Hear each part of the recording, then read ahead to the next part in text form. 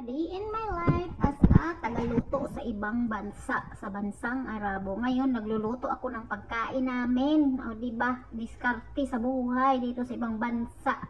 Kung hindi ka madiskarte, wala. Kakain ka ng mga mamantikang pagkain nila, day. O di ba? O kasi ako nagdadamiya dito, nag-grocery, o di ba? Makakuha ko ng talong, okra, kahit anong mga pagkain ng mga katulong dito sa bansang Arabo. Nagluto lang ako dyan ng pritong talong at saka okra. Nilagyan ko ng tuna. Yung tuna nilagyan ko ng itlog, harina.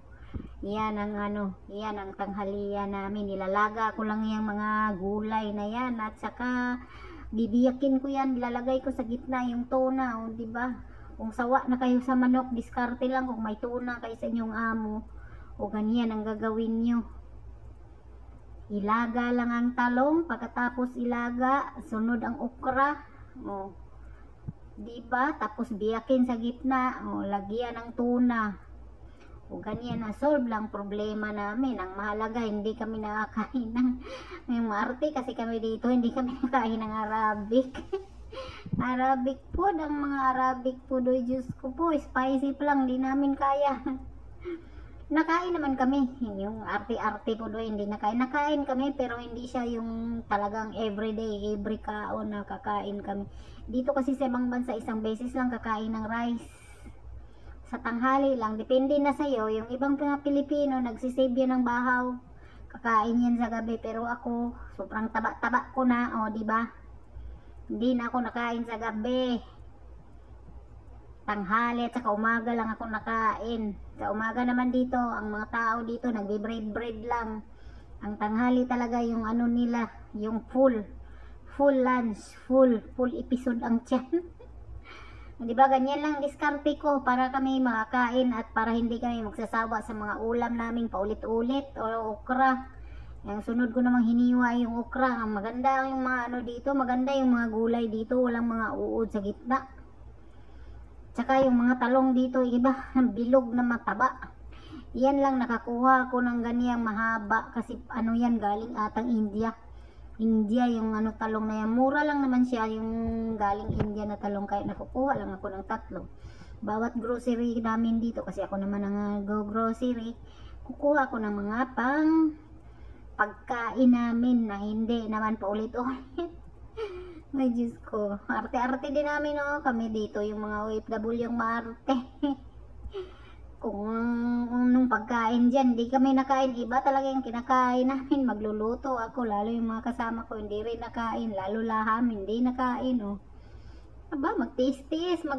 Pag walang pagkain, magtiis yan sila sa mga salad, tamatis, lagyan ng toyo. Pag Arabic food talaga, basta may white rice lang, tinatawag nilang white rice. Diba sa pagkagayat ko yun, pinapahirapan ko yung sarili ko. Ang hirap kaya yan. Okra, tingnan mo yung okra, maliit na, gamay na lang, maliit na lang ang space sa ilalim. Pag nilaga siya, maliit na lang ang space, nilagyan pa ng tuna, iprito pa, lalo na siyang nikiutot. Diba? Sige, pahirapan ang sarili, basta makakain lang ng masarap, medyo hindi medyo hindi nakakaumay na pagkain. Ganyan lang, diskarte dito. Kung hindi talaga kayo madiskarte, magtiis kayo sa mga Arabic food na mamantika. Maswerte lang dito kasi Pinay ang mga cook. May iba namang Pinay na Arabic talaga niluluto nila.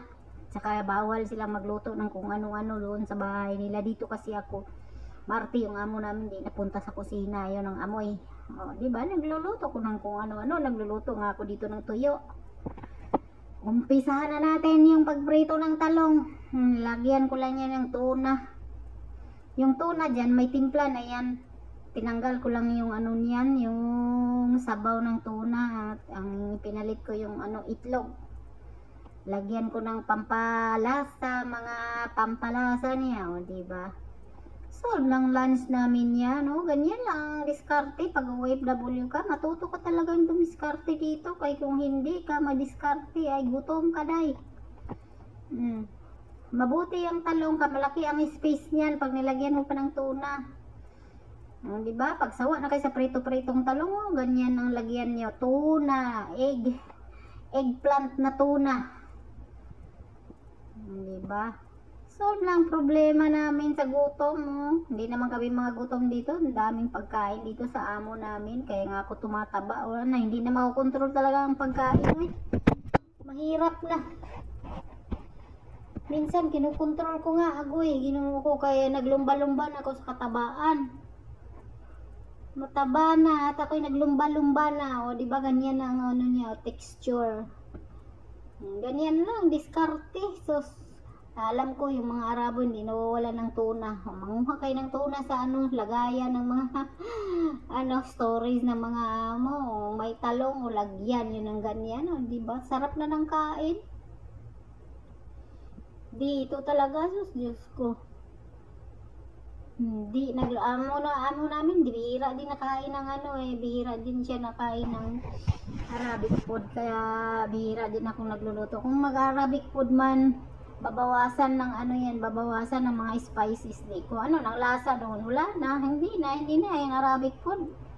Kasi ayaw din yan ng amoy ayaw din ng maraming ano, spicy, babawasan doon ng spicy, yung may sukat na spices ka. Mga Arabic spices, ayaw din niya. O, diba? Parang hindi na rin Arabic yung niluluto mo kasi babawasan daw ng ano, timpla. Babawasan daw ng spices, wala na rin. Ano na, kagaya ng biryani o kaya tinatawag itong biryani, matsubos o saluna. Ganyan. Sabi, babawasan daw ng ano yan, babawasan ng mga spices, babawasan ano, ng lasa niyan. Hindi naman daw masarap yan pag binabawasan mo na. Nasarap naman sila pag binabawasan. Alam niyo yung luto ko dito, basic lang. Hindi nga ako marunong magluto ng mga ano, Arabic food.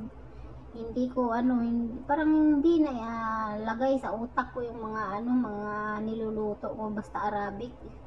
Hindi ako interesado sa pagkain ng Arabic.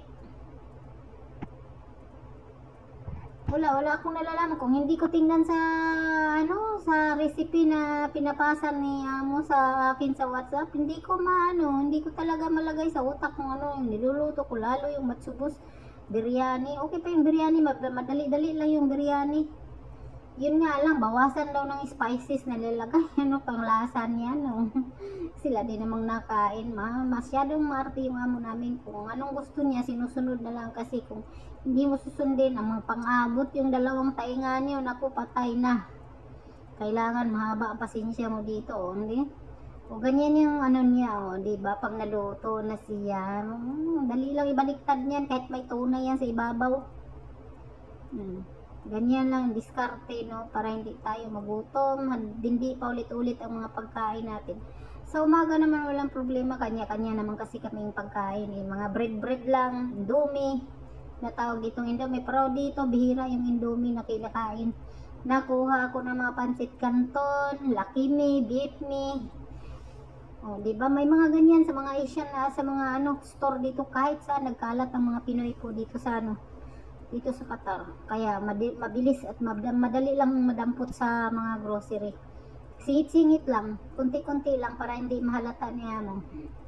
Yan naman ang ginagawa ko, yung okra, hirap lagyan ng tuna kasi maliit ang space sa loob, o diba? Sobrang liit niyan, ang cute, talang cute ng ano. Pero kaya yan, oh, diba? Siksikan lang yan, oh. Sinisiksik na. O, diba? Cute niyan. Iyan lang namang recipe na yan. Nakita ko lang, napanood ko lang yan sa, ano, sa YouTube, oh. Okra nilagyan ng tuna sa loob. Tapos piniprito, oh, diba? Nilalaga muna, oh. Okay, ngayon ko lang yan nalaman, eh. Kaso medyo magulang-gulang na yung ano dyan, okra. Hindi na masyadong masarap. Natagalan sa refrigerator na ano sila, magulang na. Ganyan lang, oh. Mahirap pa naman yan. Ang dami-dami, sobra anim yung ginawa ko, liit-liit. Sobrang cute ng okra na yan, Diyos ko po, oh. Mabuti pa ang talong, mabilis lagyan, no? Yan, oh, tingnan mo, maliit lang ang space sa ilalim, lagyan mo ng tuna. Hindi pwedeng ano, hindi pwedeng maramihan ang lagay ng ano ng okra sa laman ng okra kasi cute lang talaga siya tingnan. Ang liit niya, di ba? Diskarte lang talaga sa pagluluto. Masarap yan eh, tuna na ano, talong na tuna. Tapos okra, ang sarap niyan. Nakikita ko lang yung recipe na yan sa ano, sa Facebook, sa YouTube, o di ba? Para hindi daw nakakasawang kainin ang talong, di ba? Pero nakakasawa din yung mga ganyan, no? Kasi ma-oily. Yung may edad ka na tapos nagkakain ka ng ano, mga unhealthy food, iba na yung ano, pakiramdam sa sarili, kaya dapat kukontrol lang talaga. Kumakain man ako ng ganyan pero kinokontrol ko. Ang hindi ko talaga makontrol yung rice, Diyos ko po. Buti na lang at ako isang beses na lang nakain ng rice, sa lunch na lang, pa sa gabi hindi na, bahala na. Tinitiis ko yung gutom, mag-ano na lang ako, mag-bread or something, magtiti. Basta hindi na ako nakain ng rice, kaya kung kakain ka pa ng rice, wala na. Lalo nang maglumba-lumba sa kalagayan ko, Diyos ko po, dito sa amin pa na may maluwag. Lagi lang nakaupo, o diba? Para kami dito mga senyorita. Yung amo namin nagtatrabaho kami, chill, relax lang sa bahay. Yung napuntahan namin, maluwag-luwag sa trabaho, hindi marte yung amo namin sa linis. So, bahala na kami dyan. Kasi yung amo namin, maarte, mabunganga, wala sa lugar. Di ba ganyan yun?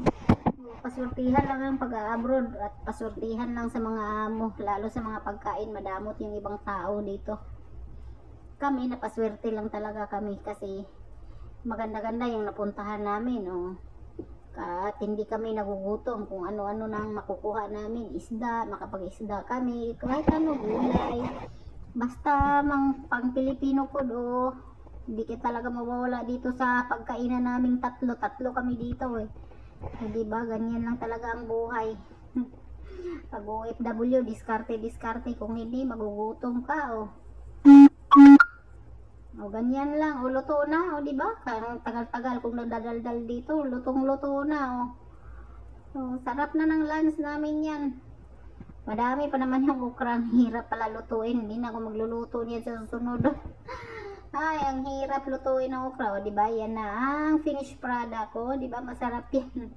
O diba? Hanggang dito na lang. Thank for watching. Ang sarap.